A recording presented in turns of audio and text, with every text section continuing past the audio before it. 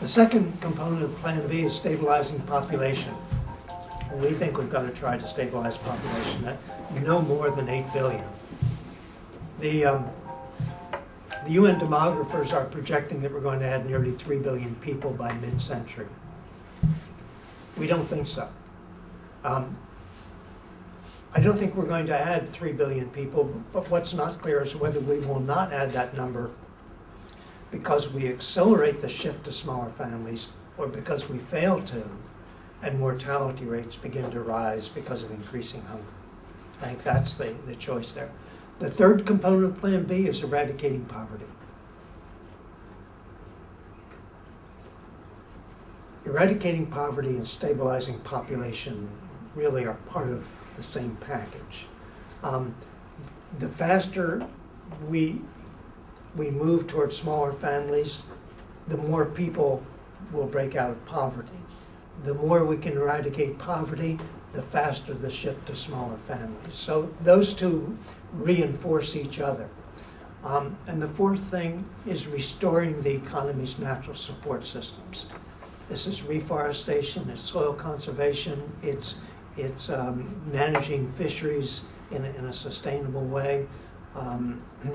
It's a big push to increase water productivity, a push comparable to that we launched back in the 1950s to raise cropland productivity.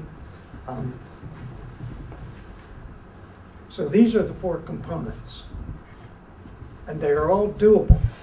The restructuring of the energy economy, moving from fossil fuels to renewable sources of energy, we would rely very heavily on tax restructuring.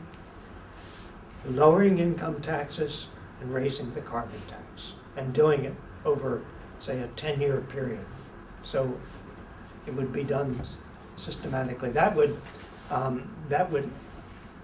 greatly accelerate the investment in the wind farms and solar thermal power plants and rooftop solar cells and solar water heaters, the development of geothermal energy resources. And then for things like stabilizing population, eradicating poverty, restoring, reforesting and soil conservation, and those sorts of things would require roughly $200 billion of additional expenditures per year by the international community. And that sounds like a lot, and it is a lot, but it's less than 1/5 of the global military budget. And what is, to me, now so transparent is that the traditional definition of security in military terms, you know, the carryover from the Cold War is just not relevant anymore. The real threats to our security are not some superpower aggressor, military aggressor. The threats to our future are climate change, falling water tables, population growth, growing political instability as a result of these trends. This is what security is all about now. And it's not a question of resources. We have the resources, we're just spending them, using them for the wrong things now.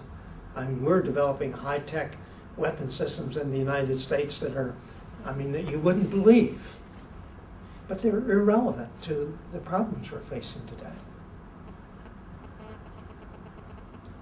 And that's the mindset that we need to change.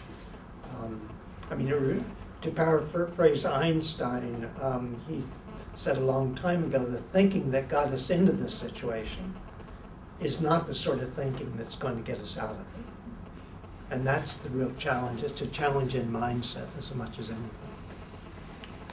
Mm-hmm. Questions?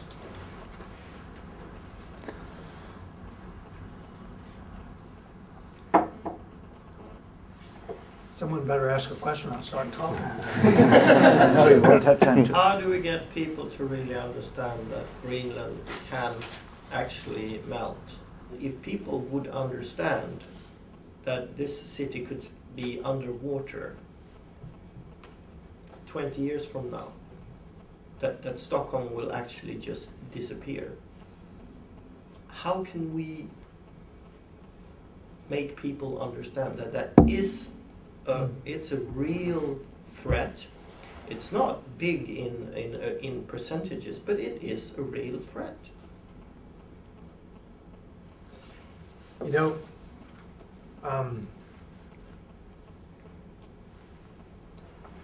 it's a challenge. I'm reminded of a young woman living in New York who's an artist, and she was asking herself this question.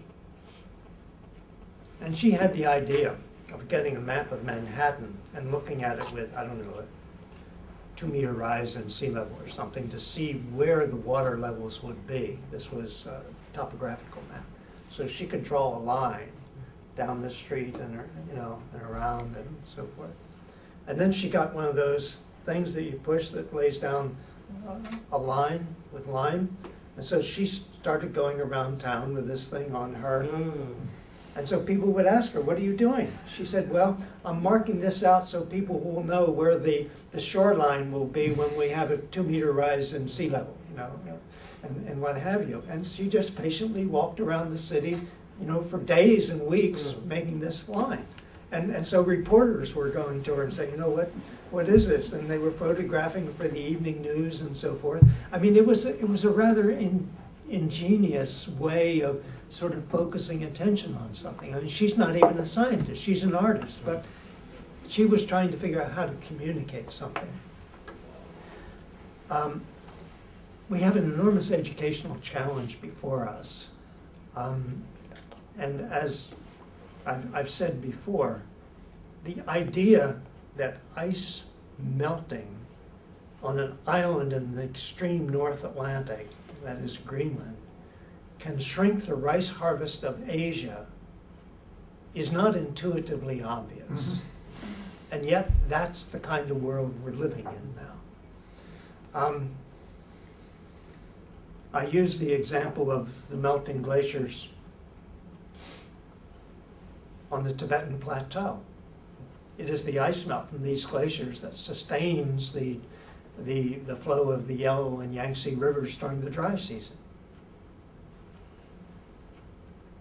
If these glaciers go, and they are melting at an accelerating rate, and this is, the Chinese have very detailed, they've completed a 25-year study of their glaciers because they know what's happening there.